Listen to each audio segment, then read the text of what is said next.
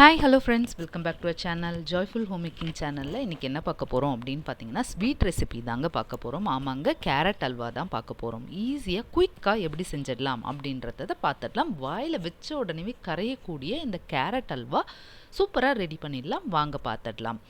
இன்றைக்கி கேரட்டை வந்து நான் 1 கிலோ வாங்கியிருந்தேங்க. ரொம்ப மலிவாக கிடச்சிது. கேஜியே பார்த்தீங்கன்னா 22 ருபீஸ் அந்த மாதிரி தான் இருந்தது. ஸோ நான் வந்து 2 கேஜி அளவுக்கு வாங்கிட்டு 1 கேஜி வந்து ஸ்வீட் செஞ்சிடலாம் அப்படின்ட்டு எடுத்துருந்தேன். என் பையனுக்கு ஸ்வீட்ஸ்னால் ரொம்ப பிடிக்கும். அதனால் கேரட் அல்வா செஞ்சால் ரொம்ப நல்லாயிருக்கும்ட்டு எடுத்துகிட்டு வந்திருந்தேன். இன்னொரு டைம் ஜூஸ் போட்டிருந்தேன். இந்த மாதிரி கேரட்டை வச்சு என்னென்னலாம் பண்ணலாம் அப்படின்றதெல்லாமும் பண்ணியிருந்தேன். ஸோ இந்த கேரட்டில் நல்லா அலசிக்கலாம். இது வந்து ரெகுலராக நீங்கள் வந்து ஜூஸ் குடிக்கும் போது கூட ஸ்கின் க்ளோ அந்த மாதிரி எல்லாம் நல்லாவே இருக்குங்க.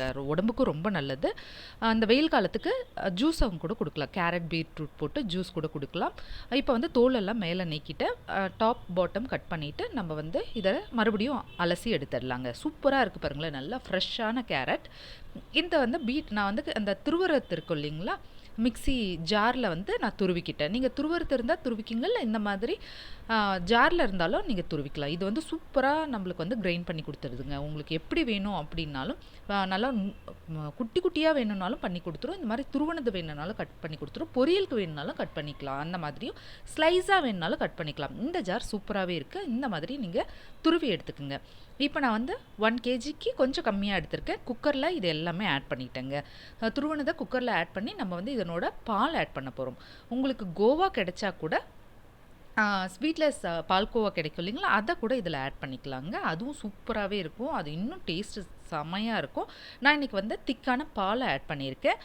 நீங்கள் காய வச்சதா அப்படி இருந்தாலும் ஆட் பண்ணிக்கலாம். காய வைக்கலனாலும் அப்படியே இதில் ஆட் பண்ணி நீங்கள் வந்து விசில் விட்டு இறக்கிக்கலாம். அந்த மாதிரி பண்ணலாம். நான் காய வச்ச பாலை தான் ஆட் பண்ணுறேன். நல்லா திக்காக காய வச்சதை ஆட் பண்ணிக்கிறேங்க.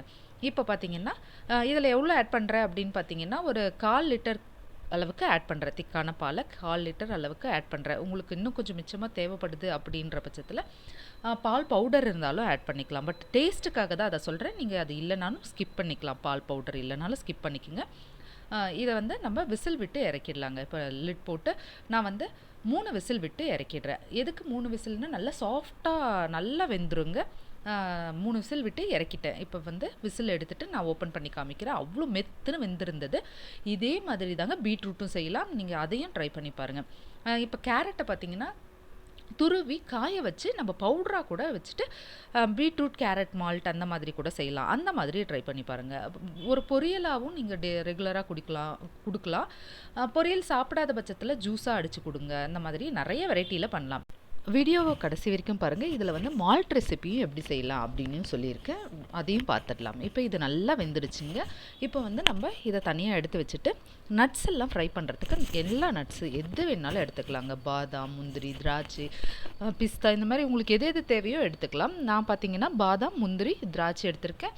அப்புறம் பார்த்தீங்கன்னா மெலான் சீட் இருக்கு இல்லைங்களா, அது கொஞ்சம் எடுத்திருக்கேன். இது 4மே வந்து ஃப்ரை பண்ணி எடுத்துக்கலாங்க. இப்போ ஒரு பேனில் 2 ஸ்பூன் அளவுக்கு கீ எடுத்துக்கலாம். கீ மெல்ட் ஆனோடனே நட்ஸ் எல்லாமே ஆட் பண்ணிக்கலாங்க. எல்லா நட்ஸுமே நான் இதில் ஃப்ரை பண்ணி எடுத்துக்கிறேன்.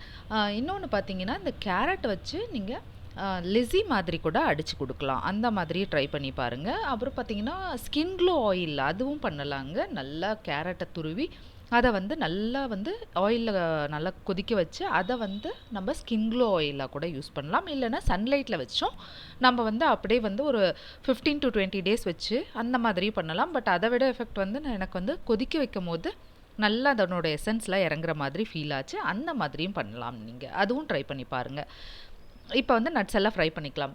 இன்னொன்று வந்து ஸ்கின் க்ளோ ஆயிலில் நீங்கள் வெறும் கேரட்டுன்னு இல்லை, பீட்ரூட், அப்புறம் பார்த்திங்கன்னா ஸ்ட்ராபெரி, இந்த மாதிரி பப்பாயா இதெல்லாம் கூட ஆட் பண்ணி நீங்கள் ஸ்கின் க்ளோ ஆயிலுக்கு பண்ணலாம். அப்படி ட்ரை பண்ணி பாருங்கள். சீப்பாக இந்த மாதிரி கேரட் பீட்ரூட்லாம் கிடைக்கும் போது நிறைய செய்யலாம். ஜாம் செய்யலாம். அதுவும் ட்ரை பண்ணி பாருங்கள். பீட்ரூட் ஜாம் செஞ்சால் சூப்பராக இருக்கும். எளிதாக செஞ்சிடலாங்க. அப்புறம் அதை ஸ்டோர் பண்ணி வச்சுக்கிட்டிங்கன்னா சப்பாத்தி, அப்புறம் தோசை, ப்ரெட் எல்லாத்துக்குமே போடலாம். இப்போ இது எல்லாமே ஃப்ரை ஆகிட்ட பிறகு நம்ம வெந்திருக்கும் இல்லைங்களா கேரட், அந்த பேனில் வந்து ஆட் பண்ணிடலாம். குக்கரில் இருந்து பேனில் எல்லாமே ஆட் பண்ணிவிட்டேன். கொஞ்சம் பால் மிச்சமாக இருக்கிறதுனால நல்லா கொதிக்கிட்டோன்னு விட்டுட்டேன். இப்போ ஏலக்காய் பவுடர் தாங்க. ஒரு 4 ஏலக்காவை நல்லா வந்து சுகரில் அடித்து எடுத்து ஆட் பண்ணிட்டேன். ஃப்ளேவருக்காக தான். கொஞ்சமாக சால்ட் ஆட் பண்ணிக்கலாம். எந்த ஒரு ஸ்வீட்டுக்கும் வந்து சால்ட் கொஞ்சம் ஆட் பண்ணும்போது பார்த்திங்கன்னா இன்னும் கொஞ்சம் ஸ்வீட்னஸ் தூக்கி கொடுக்கும். அதனால் எப்பயுமே நான் ஸ்வீட் செய்யும் போது பாயாசமாக இருக்கட்டும், எந்த ஸ்வீட்டாக இருந்தாலும் கொஞ்சமாக சால்ட் ஆட் பண்ணிப்பேன். இப்போ வந்து இதில் வந்து ஒரு 2 கப் அளவுக்கு கேரட் இருக்கும். நான் 1 கப் அளவுக்கு சர்க்கரை ஆட் பண்ணியிருக்கேன். சர்க்கரை கம்மியாக வேணும் அப்படின்றவங்க இன்னும் கொஞ்சம் கம்மியாகவே ஆட் பண்ணிக்கோங்க. இது வந்து கரெக்டான பதமாக இருந்தது. எனக்கு இந்த அளவுக்கு சுகர் இருந்தால் தான் நல்லா இருந்தது. அதனால் இந்த மாதிரி பண்ணிக்கிறேன்.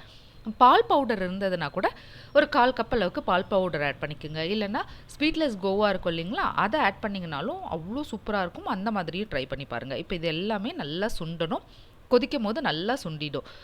பால் வந்து கொஞ்சம் எக்ஸ்ட்ரா இருக்கிறதுனால இந்த மாதிரி இருக்குங்க. பசங்க அவ்வளோ விரும்பி சாப்பிடுவாங்க. எங்கள் வீட்டில் ஒரே நாள்லேயே காலி ஆகிடுச்சு.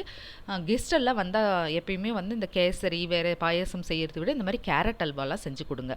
நீங்கள் கேசரி செய்யும் போது கூட இதையும் பாதி போட்டு கூட அந்த மாதிரி கூட ட்ரை பண்ணி பார்க்கலாம். சூப்பரான கேரட் அல்வா தயாராகியாச்சுங்க. வாயில் வச்ச உடனே கரையும். கண்டிப்பாக ட்ரை பண்ணி பாருங்கள். கேரட் கீர் கூட செய்யலாம். அது வந்து நல்லா பாலை கொதிக்க வச்சு இதை நல்லா அடித்து அந்த மாதிரி செய்யலாம். அப்புறம் பாயாசத்தில் கூட கேரட் பாயாசம் செய்யலாம். அதுவும் ட்ரை பண்ணி பாருங்கள். இன்னொன்று என்னென்னா, இந்த மாதிரி கேரட்டையும் பீட்ரூட்டையும் அலசி எடுத்துட்டு அதை இந்த மாதிரி துருவி நான் வந்து தாம்பால் தட்டில் காய வச்சுட்டேங்க. பீட்ரூட்டும் பார்த்தீங்கன்னா 20 ருபீஸ் கேஜி தான் இருந்தது. ஸோ அதையும் வாங்கி இந்த மாதிரி நான் துருவி மால்ட்டு செய்யலாம் அப்படின்றதுக்காக தாங்க இப்படி பண்ணியிருக்கேன். ஏபிசி மால்ட்டு நான் வந்து நிறைய டைம், அதாவது ஒரு 3 டைம் ட்ரை பண்ணியிருக்கேன். பட் எனக்கு வந்து அது ரொம்ப நேரம் கொதித்து அது வந்து கொஞ்சம் வேலை இழுக்குது. அதனால் நான் வந்து இந்த மாதிரி காய வச்சு மால்ட்டாக செஞ்சுக்கலாம் அப்படின்ட்டு கேரட்டையும் பீட்ரூட்டையும் ஈக்குவலாக எடுத்து வெயிட் வந்து ஒரு 1/2 கேஜினா ரெண்டுமே ஈக்குவலாக 1/2 கேஜி எடுத்து இந்த மாதிரி துருவி காய வச்சுட்டேங்க. நல்லா படிக்கிற வெயிலில் நல்லா காஞ்சிடுது. ஒரு 3 நாள் காய வச்சிங்கனாலே போதும். 2வது நாளே மொடன்னு காஞ்சி சூப்பராக வந்துடுது. இன்னொரு நாள் கெடாத இருக்கணுன்றதுக்காக 3 நாள் காய வச்சேங்க. இந்த மாதிரி நல்லா கிறிஸ்பியாக வந்துடுச்சு. ரெண்டுமே சூப்பராக வந்தது. இதை வந்து 2த்தையும் சேர்த்து போட்டு தான் நம்ம அடிக்க போகிறோம். இது கூட பார்த்தீங்கன்னா ஆம்லாவும் காய வச்சு நீங்கள் அதையும் அடித்து நீங்கள் வந்து மால்ட் மாதிரியும் செய்யலாம். அதுவும் சூப்பராக இருக்கும். ஜூஸ் மாதிரி கலந்தெல்லாம் கொடுக்கலாம். கேரட்டும் சூப்பராக காஞ்சிடுச்சு. இதை வந்து மிக்ஸி ஜாரில் போட்டு நம்ம நல்லா பொடியாக அரைச்சி எடுத்துட்டு இந்த மாதிரி வந்துருங்க. இதை ஜெலிச்சு நீங்கள் எடுத்துக்கணும்.